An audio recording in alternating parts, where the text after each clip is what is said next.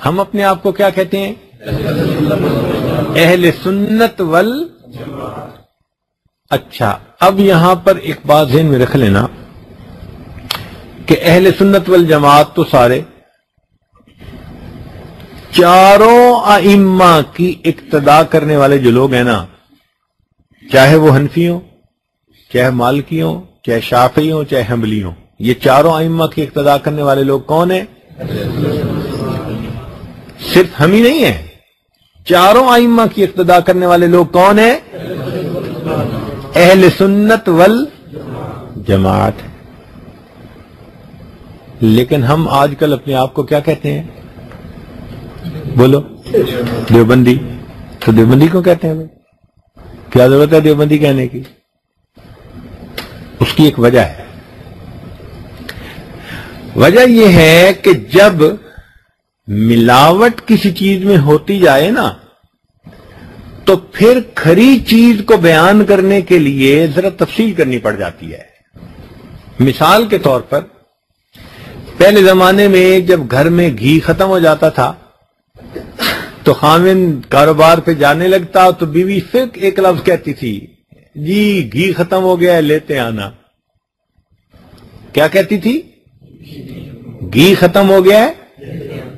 تو گھی کے لفظ سے خاوند کو سمجھ آ جاتی تھی میں نے کیا لانا ہے۔ اللہ کی شان دیکھو، بناوٹی گھی آ گئے، ڈالڈا گھی آ گیا، فلاں گھی آ گیا۔ تو اب بیوی کو تو اصلی گھی چاہیے تھا، ٹھیک ہے نا؟ لہذا اب جب خاوند جانے لگا تو بیوی نے کہا جی دیسی گھی لے آنا۔ تو دیسی کا لفظ اس کی کیوں لگانا پڑ گیا؟ نکھار کرنے کے لیے۔ پہلے تو گھی کہتی تھی، اب کیا کہنے لگی؟ تو بھئی دیسی کا لفظ کیوں لگایا؟ تاکہ کھوٹے اور کھرے کے درمیان،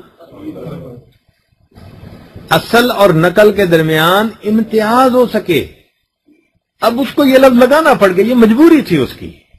تو اس نے خاوند کو کیا کہا؟ جی کیا لے آنا؟ دیسی گھی لے آنا۔ اب کیا ہوا کہ لوگوں نے وہ دیسی گھی حاصل کرنے کا طریقہ یہ نکالا کہ دودھ کے اندر ڈالڈے گھی ڈال دیے دہی جمانے سے پہلے، اور پھر اس کا انہوں نے جو ہے نا وہ مکھن نکال کے گھی نکالا، تو یہ پھر ملاوٹ والا۔ تو اب یہ بھی نہیں کہہ سکتے کہ دیسی گھی لانا، اب بیوی کہنے لگی جی اصلی دیسی گھی لے آنا۔ تو اب اس کو ایک لفظ اور استعمال کرنا پڑ گیا۔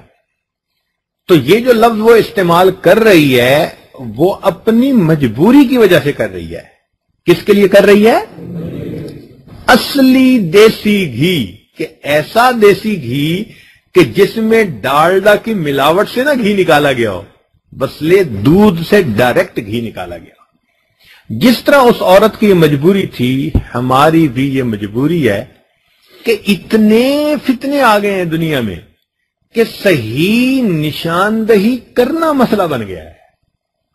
لہذا اب کوئی ہم سے جب پوچھتا ہے کہ تم کون ہو، اور ہم آگے سے صرف ایک لفظ بتا دیں جی دیوبندی، تو اس دیوبندی کے ایک لفظ سے ہر چیز اس کے اوپر واضح ہو جاتی ہے، ہمیں مزید تفصیل نہیں کہنی پڑ جاتی۔ ورنہ اہل سنت والجماعت اگر ہم کہیں گے تو بھئی اہل سنت والجماعت تو بریلوی بھی کہتے ہیں اپنے آپ کو، تو پھر آگے بتانا پڑے گا نا کہ ہم کون ہیں۔ بات سمجھ گئے نا؟ تو اس لیے یہ مجبوری ہے کہ ہمیں اپنی شناخت کے لیے ایک لفظ استعمال کرنا پڑتا ہے۔ اصل لفظ تو ہے اہل سنت لیکن اگر اہل سنت والجماعت کے آگے اندر بتانا پڑے تو ہم کیا بتاتے ہیں؟ تو ایک لفظ سے سارا مسئلہ حل ہو جاتا ہے، لوگوں کو پتہ چل جاتا ہے۔ اچھا، یہ ذہن میں رکھنا کہ بریلویوں اور دیوبندیوں کے درمیان اعمال کا فرق نہیں ہے، عقائد کا فرق ہے۔ فقہ ان کی بھی وہی جو ہماری، وہ بھی امام ابو حنیفہ رحمۃ اللہ کی اقتداء کرتے ہیں، ہم بھی انہی کی اقتداء کرتے ہیں، لیکن ہم جو اقتداء کرتے ہیں وہ اعمال میں، ہمارا فرق ان کے ساتھ ہے اعتقادات میں۔ دین کے تین حصے ہوتے ہیں، ایک اعتقادات، ایک عبادات اور ایک معاملات. پہلے اعتقادات، دوسرا اور تیسرا. تو اعتقادات میں فرق ہے. اب اعتقاد میں کیا فرق ہے؟ سب سے بڑا فرق یہ ہے کہ وہ نبی علیہ الصلوۃ والسلام کو نور مانتے ہیں. تین جو بنیادی فرق ہے. کیا کہتے ہیں نبی علیہ الصلوۃ والسلام کے بارے میں؟ ان کو نور مانتے ہیں. اب نبی علیہ الصلوۃ والسلام کو نور ماننا یہ غلط عقیدہ ہے.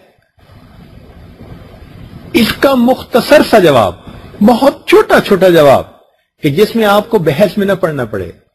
اگر کسی کو آپ نے سمجھانا ہو تو یوں سمجھانا کہ جی مخلوقات میں سے سب سے زیادہ اشرف کون ہے؟ اشرف المخلوقات کون؟ بتائیں بھائی، پھر بتائیں اشرف المخلوقات کون؟ تو بھائی فرشتے بنے نور سے، جن بنے نار سے، آگ سے، ایسا ہی ہے نا؟ اور انسان بنے تو اشرف المخلوقات کون؟ پھر بتائیں اشرف المخلوقات کون؟ تو اگر نبی علیہ الصلوۃ والسلام نور ہیں تو پھر اشرف المخلوقات کس کو ہونا چاہیے تھا؟ تو پھر انسان کو تو نہیں ماننا چاہیے. جو مانتا ہے کہ انسان اشرف المخلوقات ہیں تو وہ کیا مان رہا ہے؟ دوسرے لفظوں میں کہ نبی علیہ الصلوۃ والسلام بشر تھے، سید البشر تھے. نبی علیہ الصلوۃ والسلام کی وجہ سے ہی انسانیت کو شرف ملا.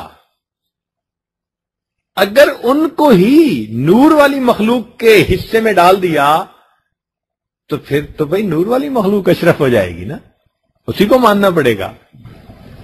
تو یہ بات سمجھ میں آ گئی کہ نبی علیہ الصلوۃ والسلام سید البشر ہیں اور ان کی وجہ سے ہی بشر کو فضیلت حاصل ہے. یہ بات سمجھ میں آ گئی. لہذا آپ نور نہیں، آپ کیا ہیں؟ لیکن اس بات کو کرنے میں کئی مرتبہ لوگ بے ادبی کے مرتکب ہو جاتے ہیں. یہ بات ہمیشہ ذہن میں رکھنا. نبی علیہ الصلوۃ والسلام کے بارے میں جب بھی بات کرنی پڑے ہمیشہ ڈر کے ادب کے ساتھ کرنا. ان تحبط اعمالکم وانتم لا تشعرون. اللہ فرماتے ہیں اگر میرے محبوب صلی اللہ علیہ وسلم کی آواز سے تمہاری آواز اوپر ہو گئی، تمہارے کیے ہوئے عملوں کو ہم ضائع کر دیں گے، تمہیں پتہ بھی نہیں چلے گا. اس لیے اول تو اس ٹاپک پہ بولے نا، لیکن چونکہ طلباء ہیں ہو سکتا ہے کوئی بندہ پوچھے مسئلہ اور بتانا پڑ جائے، تو بہت ڈر کے اور گھبرا کے بات کرنا اور ادب سے بات کرنا. تو نبی علیہ الصلوۃ والسلام کیا ہیں؟ سید البشر ہیں. صرف بشر کا لفظ کہنے کی بجائے کیا لفظ لگائیں؟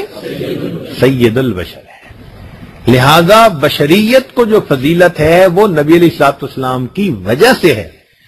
اگر آپ صلی اللہ علیہ وسلم ہی کو مان لیا جائے کہ آپ نور کے بنے ہوئے تھے تو پھر تو افضلیت کہاں چلی گئی؟ ملائکہ کے پاس چلی گئی. تو بات سمجھ میں آ گئی. کیوں کہتے ہیں کہ نور ہے؟ نبی علیہ الصلوۃ والسلام نے فرمایا اول ما خلق اللہ نوری، سب سے پہلے اللہ نے میرے نور کو پیدا فرمایا. تو بھائی وہ تو روح تھی نا. تو روح تو مٹی کی بنی ہوئی نہیں ہے. روح کس چیز سے بنی ہے؟ تو ہر ایک کی روح ایسے ہوتی ہے، وہ تو عالم امر کی آئی ہوئی چیز ہے. لہذا وہ جو نبی علیہ الصلوۃ والسلام نے فرمایا وہ اپنی روح مبارکہ کے بارے میں فرمایا، جس میں مبارک تو اس وقت نہیں نہ بنا تھا. سب سے پہلے کیا چیز پیدا ہوئی؟ روح مبارکہ پیدا ہوئی. تو اس کے لیے نور کا لفظ اگر حدیث میں استعمال ہو گیا تو کوئی اشکال ہی نہیں ہے. بات سمجھ آ گئی نا؟ بات سمجھ آ گئی نا؟ اور ویسے حضرت مولانا قاسم نانوتوی رحمۃ اللہ علیہ انہوں نے بڑی پیاری بات کہی. انہوں نے فرمایا کہ اصل وجہ یہ تھی کہ جیسے یہ جو اندر بلب ہے نا، اس کے اندر لوہے کا بنا ہوا ایک ہیٹر سا ہوتا ہے، چھوٹا سا فیلامنٹ جس کو کہتے ہیں. وہ کس چیز کا بنا ہوا ہوتا ہے؟ لوہے کا بنا ہوا ہوتا ہے، ٹنگسٹن کا. لیکن جب اس میں بجلی آتی ہے تو وہ اتنا روشن ہو جاتا ہے کہ وہ لوہے کا نظر ہی نہیں آتا، ہر چیز ہی روشنی نظر آتی ہے. گویا روشنی اس کی وہ جو لوہا پن تھا اس کے اوپر غالب آ گئی. تو مولانا قاسم نانوتوی فرماتے ہیں کہ بالکل اسی طرح نبی علیہ الصلوۃ والسلام سید البشر تھے، مگر آپ کی نورانیت آپ کی بشریت پر غالب آ گئی تھی. اتنی نورانیت تھی نبوت کی کہ نبوت کی اس نورانیت نے اس بشریت کو اپنے اندر مغلوب کر لیا تھا. اس لیے لوگوں کو دھوکا ہو گیا، وہ کہنے لگے جی کہ نبی علیہ السلام نور ہے. اب ایسا ہی ہے کہ جیسے ایک بندہ بلب کو دیکھ کر کہے جی کہ یہ نور کا بنا ہوا ہے. بھائی نور کا نہیں ہے تو بنا ہوا لوہے کا ہی اندر سے.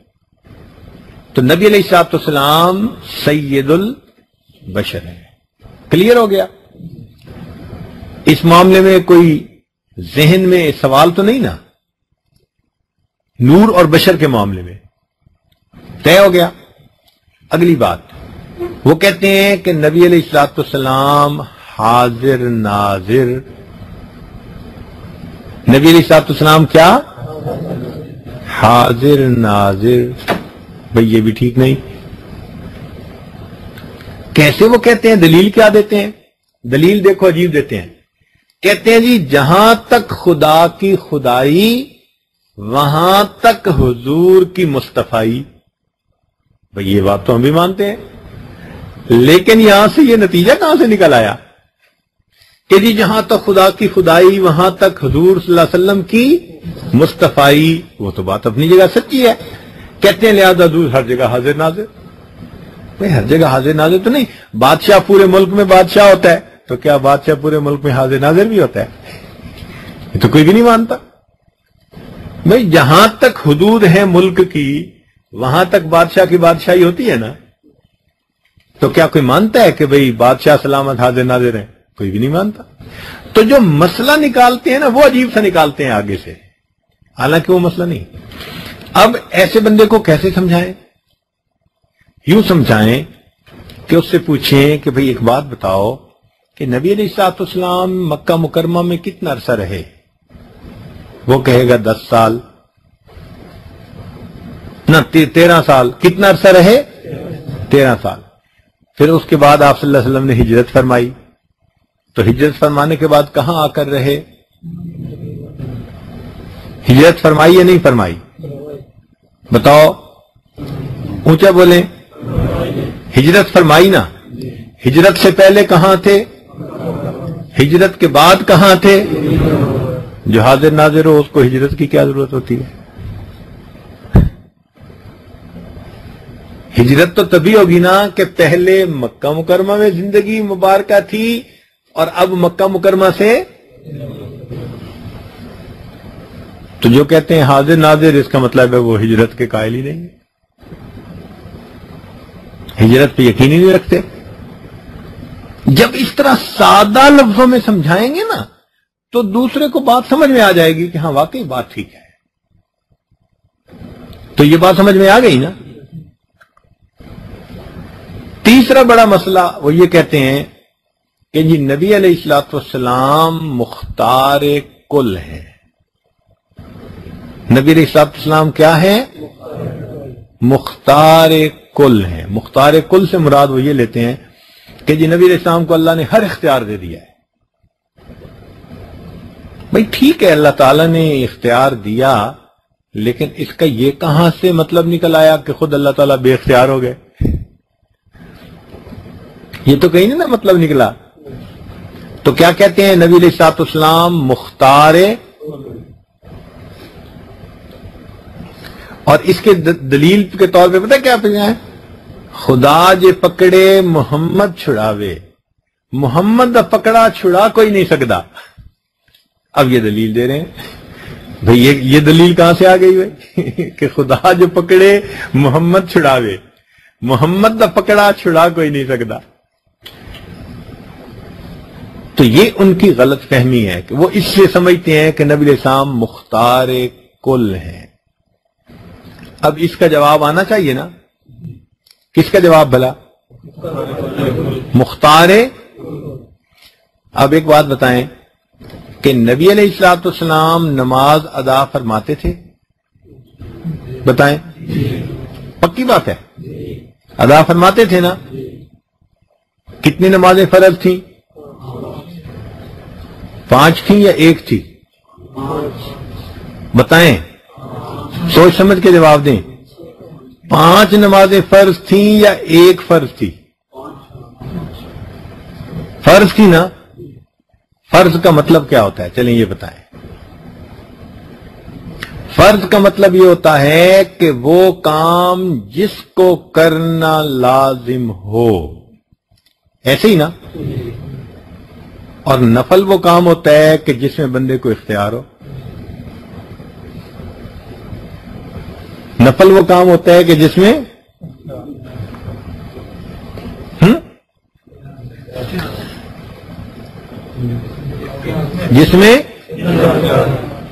اختیار ہو۔